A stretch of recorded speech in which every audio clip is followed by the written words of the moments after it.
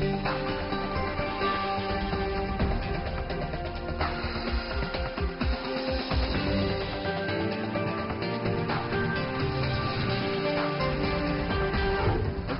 World Insight: cooperation, competition, or systemic rivalry, the backbone of relations between China and the European Union, and tensions over leaflets and a ruined post in the Korean Peninsula. Is there more than meets the eye? What's next?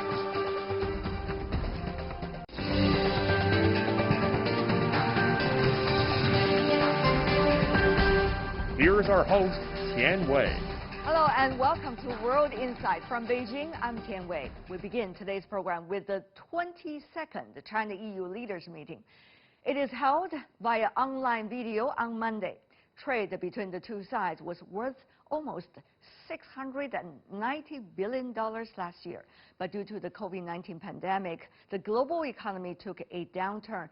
So was the trade relations between the two sides, some argue. So how can the crucial talks help the battle against COVID-19, and how can the two sides jumpstart global growth? Will they be able to do so? The leaders from China and the EU with the answers. Chinese Premier Li Keqiang said China and the EU are comprehensive strategic partners, and we have more cooperation than competition. The two sides should take a long-term view of China-EU relations, seek better understanding through more comprehensive dialogue, and jointly contribute to maintaining world peace, stability, development, and prosperity. European Commission President Ursula von der Leyen and European Council President Charles Michel both said, while countries are suffering from the impact of the COVID-19 pandemic, the willingness of China and the EU for cooperation has not been weakened. The European side is willing to strengthen economic recovery cooperation with China, jointly safeguard the global supply chain, deepen cooperation on WTO reform and climate change issues, and jointly safeguard multilateralism and free trade.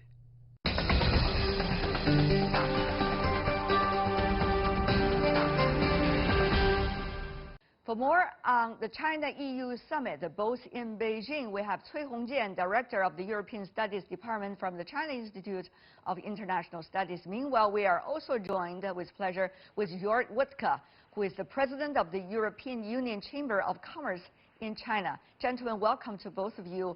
Mr. Wuttke, I want to start with you. Business economic ties, so crucial for China-EU relations. How strong it is today?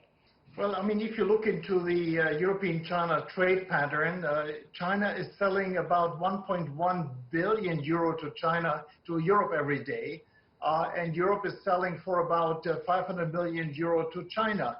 So both regions like each other's products and services, and the potential is not even fully untapped. One would assume this will be a very critical moment for both economies to work with one another, that both are suffering greatly as a result of the pandemic. Mr. Wuttke. Yes, of course. I mean, China and Europe benefited mostly from globalization and multilateralism. So now's the time in order to safeguard the system, in particular in view of the US pulling out of most important organizations.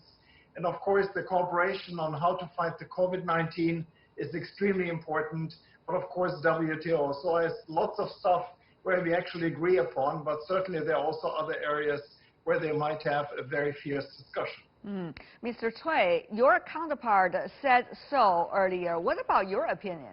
It is so important and crucial now for China and the European Union to firstly reopen the cooperation, especially promised by both two sides last year. I mean, the last summit.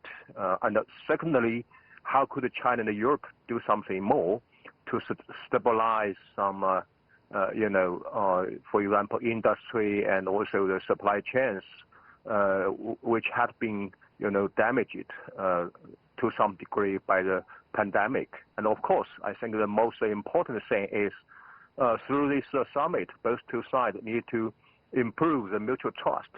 If we agree that this pandemic damaged, somehow on this, mutual trust from both two sides. Earlier, The European side termed China as a systemic rival. However, some argue that does not necessarily mean systematic rivalry. So, terminologies aside, what exactly is the nature of this relationship having its impact on the trade and economic ties, or the other way around, trade and economic ties having great impact on the framing of this relationship? Well, of course, I think Europe has made it very clear last year that our relationship is based on three assumptions. One is cooperation. As I said, the trade is fantastic. Europe invests a lot in China, and Chinese companies have been investing a lot in Europe as well. The second is we're competitors, just fact, as we are a competitor with many American entities, that systemic rival actually is nothing that Europe has invented. We are actually facing facts and not twiddling around. But what does that mean? I mean, you know, terminologies can be invented. Mr. Woodke, you experienced also the Cold War. At that time, there were enormous amount of terminologies politically being invented. For a business person like you, what does that mean? That's the most important thing. Well, it means first and foremost that we recognize that we are having very different systems, and that possibly also would come along with the recognition that we not necessarily have to superimpose our system on the other party, but also it's the fact that, as you can see in third markets, that of course a more assertive China is in collision hands-on with European interests. And it's better that we actually label it. We don't have to sort of go into a war of words or a soft war or whatnot. We don't need this, but we have to be aware that there are overlaps and there are definitely discrepancies. I think it helps both parties to be honest and clairvoyant about this. Okay, Mr. Cui, what Mr. Woodke said to me is still beyond my comprehension. What exactly does that mean? Of course, China didn't term it as a systemic rival between China and the EU, but how is China looking at it? I mean, China also has its own set of political terminologies for China-EU relations, but at this critical juncture, things have already changed. Let's just argue, even half a year from now. I think that from China's perspective, certainly not to agree, I mean, totally about this definition from the European Union side. Its definition about China as a systemic rival. I think that, yes, we can find some complaints from some business people from European Union countries in China, and about even some, administrative process in China.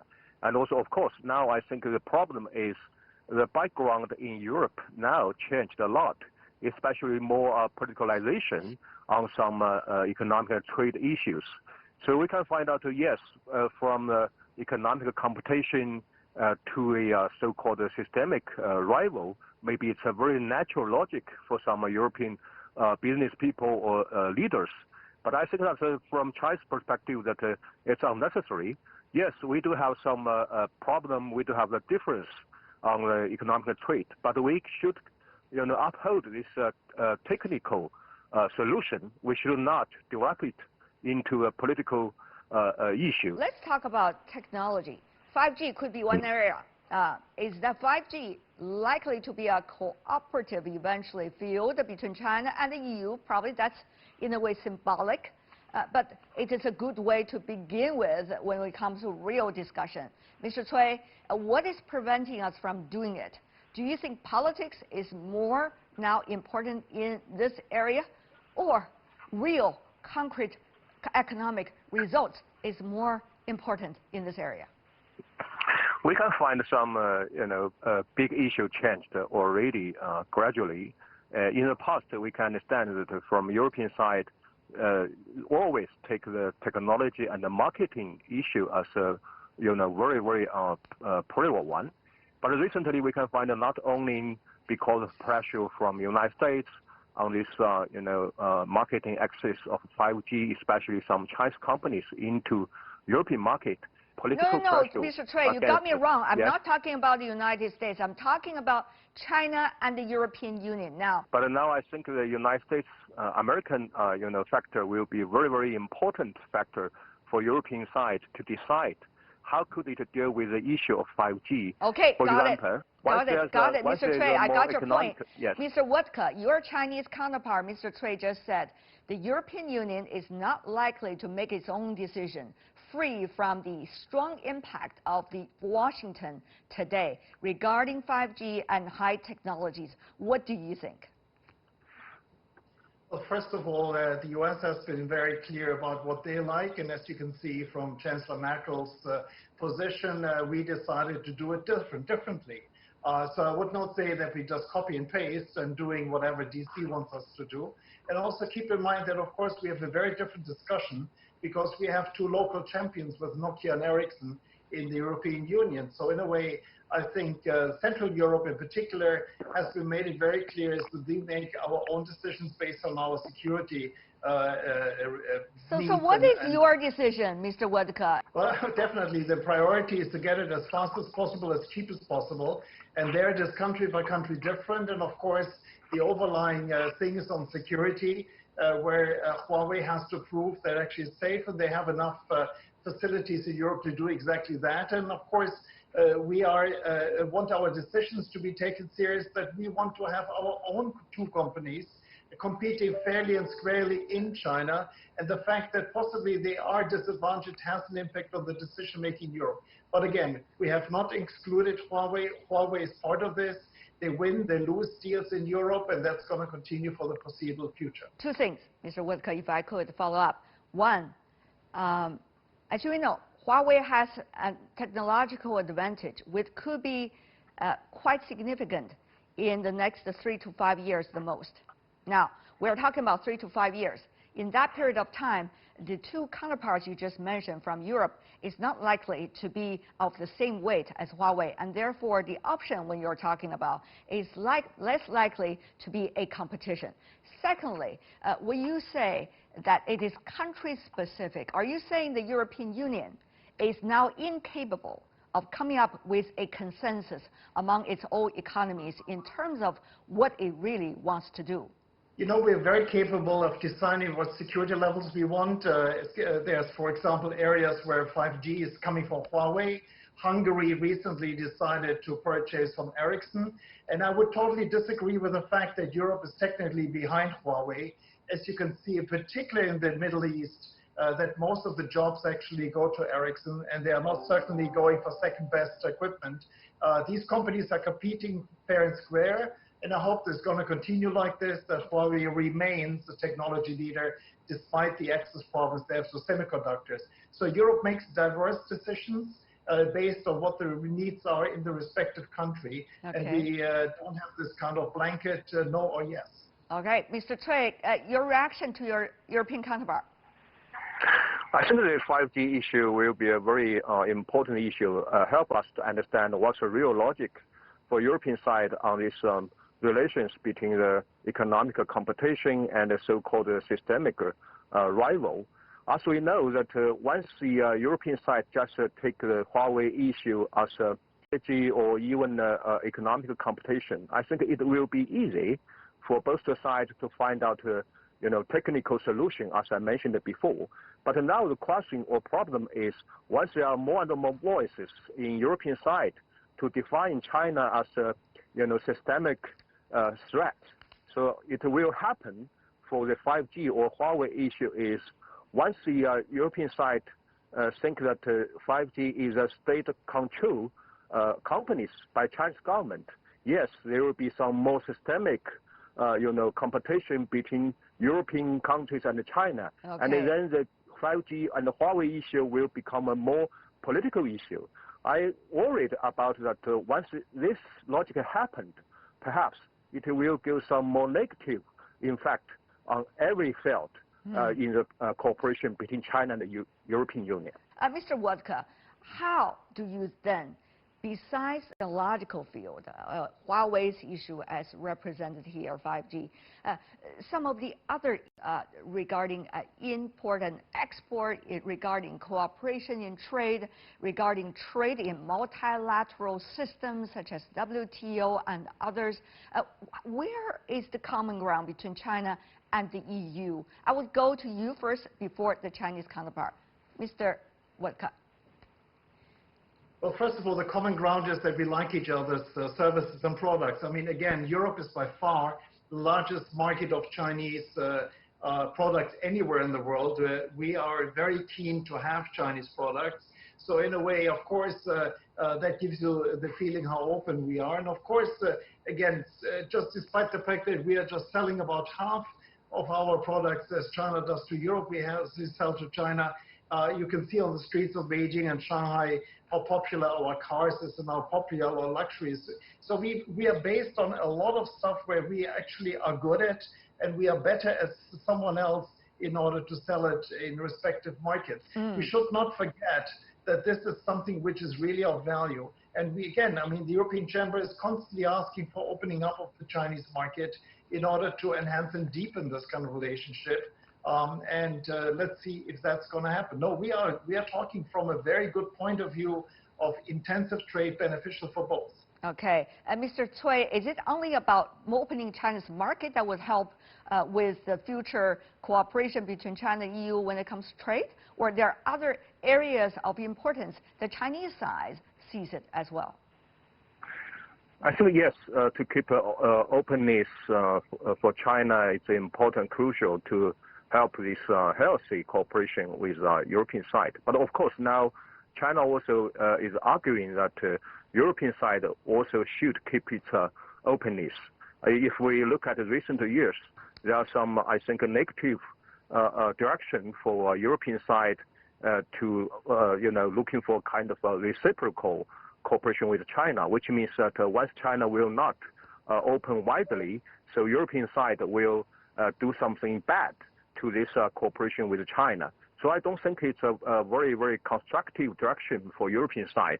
And secondly, yes, besides the openness for both sides, I think China and the EU, both sides should do something more to find out a more real structure, not only for this bilateral level and also the multilateral level, just like WTO reform and even to uphold the WHO, especially in the background of the pandemic.